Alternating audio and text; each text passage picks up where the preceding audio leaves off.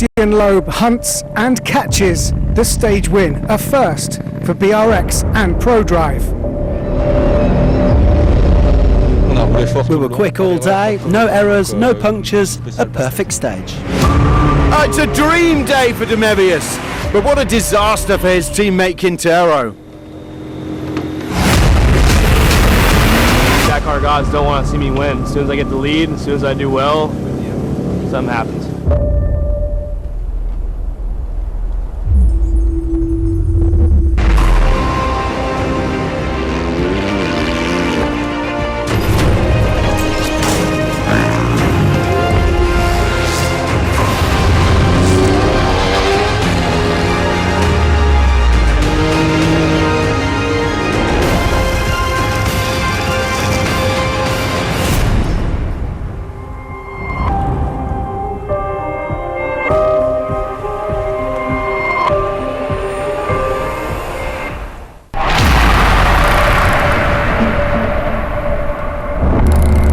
When race director David Castira designed the course of the Dakar back in September, he probably knew that kilometre 175 of yesterday's stage would cause all sorts of problems to his competitors, whether on 2, 4 or more wheels.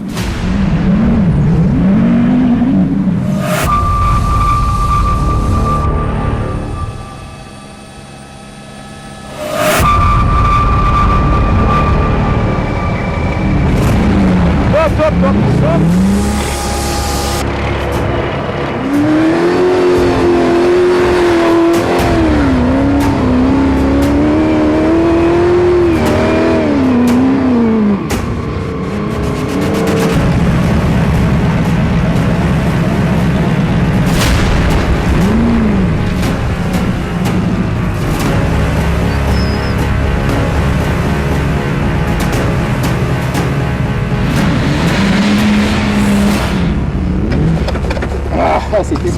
We only have third gear, so it's no way to get up.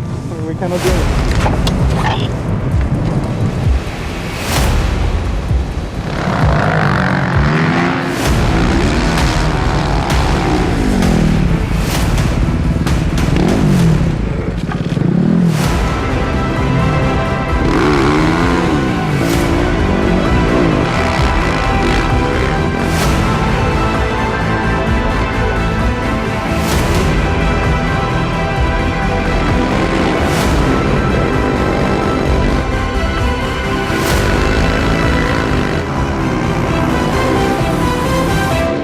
Different outcomes for the Winkler father and son duo. While Andrea managed to go through, his dad, Giuseppe, was struggling.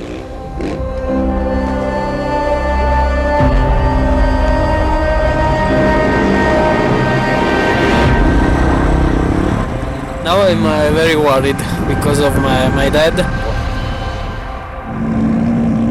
We decided to do it together to share this experience, but now I arrived and he's not here, and I hope it goes well.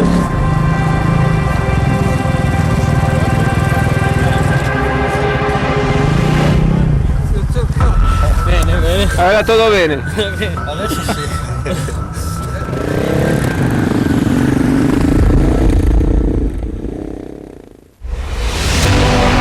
Today's stage has been cut by 113 kilometres due to flooding in the area, so in the end it will only be 255k against the clock. It should be a fast one with plenty of wide valleys and somewhat simpler navigation. Perhaps not the best day for making big gains. Now there's no such thing as a lion on the Dakar, even when it's your 30th birthday. Adrian van Beveren got a nice send-off from his team early this morning.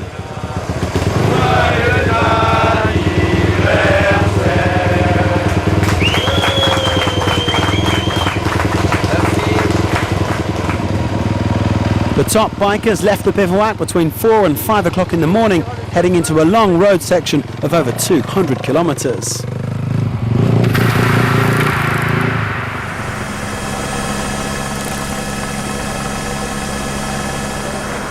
Understandably then, plenty of riders were feeling the cold before they got underway today.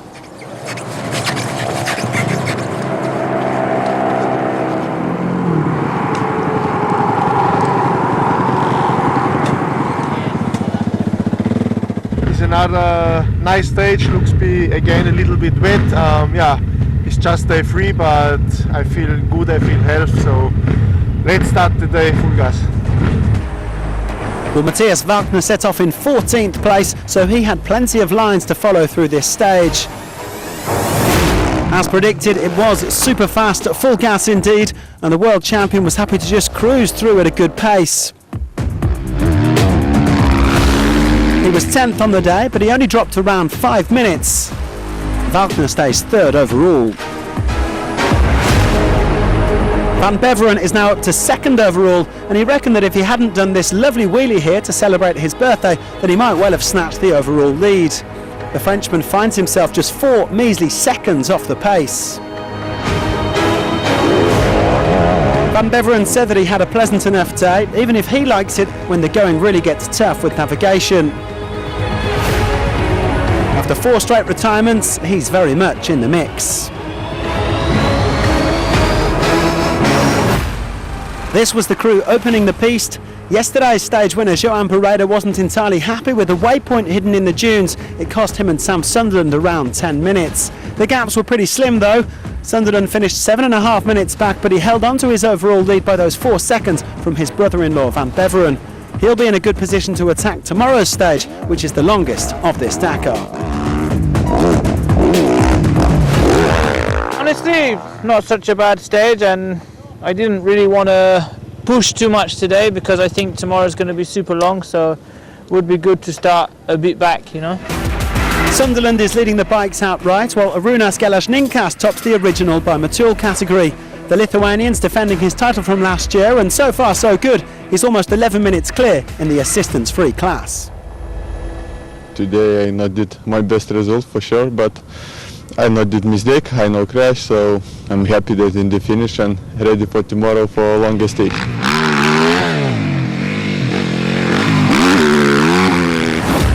Ricky Brabeck reckoned he averaged around 120 kilometres an hour in today's stage, and bear in mind that he was riding for over 2.5 hours. It was a good day for the 2020 winner, who says that Honda will need to sit down and think strategy after tomorrow's big one.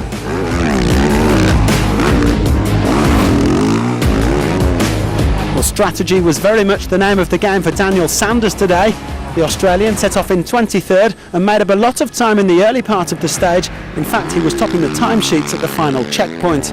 But he then decided to deliberately stop for 3 minutes so that he wouldn't win the stage and be forced to set off first tomorrow. On the Dakar, the camel sometimes outfoxes the cheetah. Would have been cool to have another stage win, but yeah, we're here for 12 days, not just to win each day, because you know it happened to me on the second day. I lost 30 minutes, so yeah, we have to play a little bit smarter.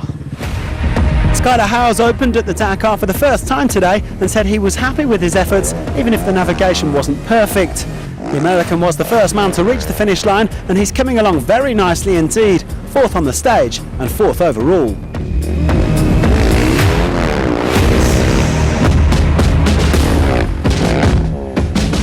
Mason Klein describes Howes as his mentor on this rally, and the 20-year-old is clearly learning quickly from his compatriot. He stormed to a sensational 3rd place today, just 1 minute and 14 seconds off top spot. He's currently the leading rookie in 13th overall. It was a solid day for Toby Price, even if he had a minor crash at one point. The 2-time winner just followed the lines and maintained a high speed throughout, coming in just 1 minute down on the stage winner. He'll have a job on his hands with navigation tomorrow, but he is now within half an hour of the rally lead.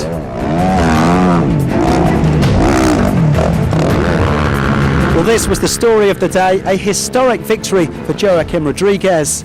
The Portuguese Supercross and Motocross star has been doing the Dakar since 2017, but this is the very first time that he has taken stage honours. Also a big day for his team, Hero Motorsports, as they celebrated their first Dakar stage win. And of course, J-Rod dedicated this victory to his late brother-in-law, Paulo Gonçalves, who tragically died on the rally 2 years ago.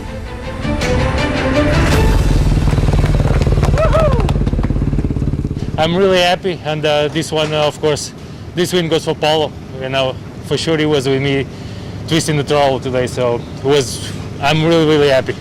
Paulo he was my mentor. He teach me about rally. He was my family, and of course this goes for him and also for my sister, my nephews, and of course my family also back home in Portugal. Beijinhos. Much smaller gaps today, with under 5 minutes separating the top 10. Andy Short and Kevin Benavides came in either side of Brebeck, with Pablo Quintanilla 12 minutes back. Just 4 seconds separate Sunderland and Van Beveren overall, while Wagner, House and Sanders are all within 10 minutes. It's every year a new adventure. It's like the family. For me, it's all about people. That makes directly the connection between the team and the rider. Welcome to the HT Rally Raid Team, one of the historic amateur teams of the Dakar. They have 8 riders lined up for 2022 as the story continues for the Dutch squad. For me, that started in '94, the first participation, Paris-Dakar, Paris. It was an amazing adventure. It never stopped. There was no cure for it. It survived. My heart was still bikes. I come from bikes, so we choose to make a team, but to make a team with all-inclusive, and that's still the base we have today. It means the rider only focus on the riding. We take care of our riders from really the beginning, from the entry, until you're back home again. You pay this the budget, and we take care of you. When the bikes arrive, we got the new bikes in, and then we spent about 1 week for each bike. On the bike, we strip it completely, we make modifications from really small details, because we want to try to eliminate all possible small things what can make a problem in the rally. Even when you are on the start line, you already won, because you have to find your budget, you have to be organized, you have to qualify. There are so many aspects about being there on the podium. And last year they welcomed a top rider in Xavier de Soultre, Dakar leader after 4 stages. So one day he was leading the Dakar, he was number 1, it was for us an historical moment. But on the same day we had a rider who was on last position. So it was in the same team. So it was very funny. If you decide and you work for it, you can be on the starting line of the Dakar next to all our heroes. And that's the beauty of the Dakar, and everybody has the same problem, the same challenge.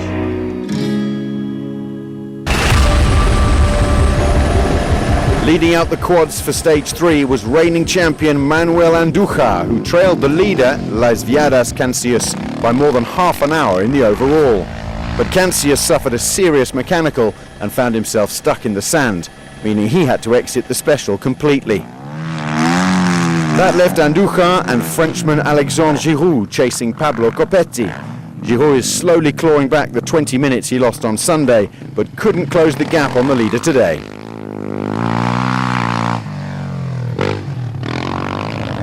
Andújar is recovering from an even bigger time loss on day 2, but he was full of confidence after victory yesterday.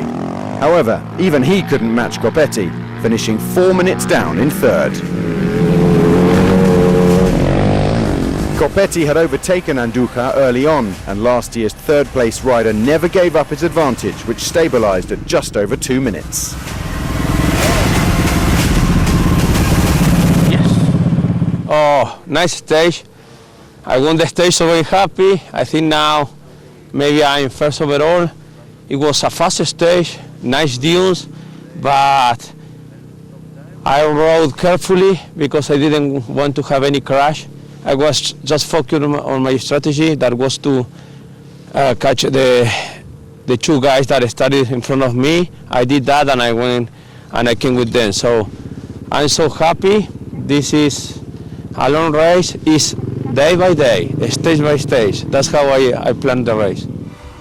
Giroux and Andújar trailing behind Copetti, who took a 6th Dakar special victory, which means he does take over as race leader from Cancius, who was penalised nearly 17 hours today. Alexander Maximov would be in second were it not for his 17 minutes of penalties.